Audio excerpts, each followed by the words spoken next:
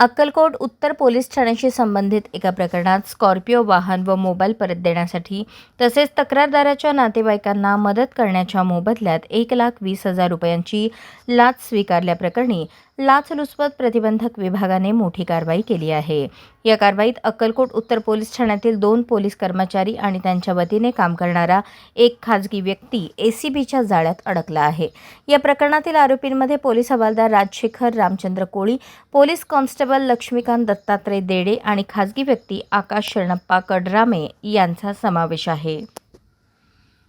मिळालेल्या माहितीनुसार तक्रारदाराची स्कॉर्पिओ गाडी त्यांच्या मित्राने फिरण्यासाठी घेतली होती। संबंधित वाहनाचा अक्कलकोट उत्तर पोलीस ठाण्यात दाखल असलेल्या एका गुन्ह्यात वापर झाल्याचा संशय व्यक्त करण्यात आला होता।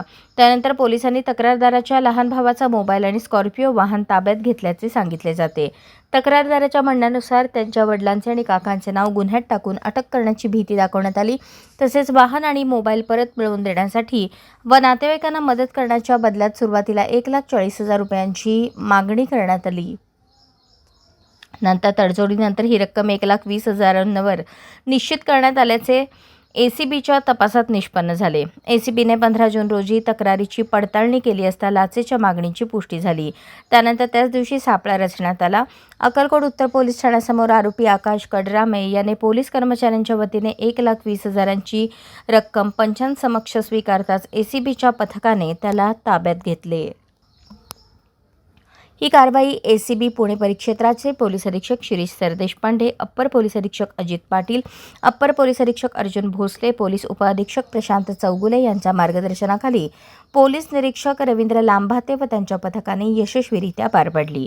कोणतीही शासकीय अधिकारी, कर्मचारी किंवा त्यांच्या वतीने काम करणारा एजंट कायदेशीर शुल्काव्यतिरिक्त लाचेची मागणी करत असल्यास नागरिकांनी तात्काळ लाचलुचपत प्रतिबंधक विभागाशी संपर्क साधावा असे आवाहन एसीबीने केले आहे। अशाच नवनवीन अपडेटसाठी जनता राज्य न्यूज चॅनलला सबस्क्राईब करा, लाईक करा आणि शेअर करायला विसरू नका।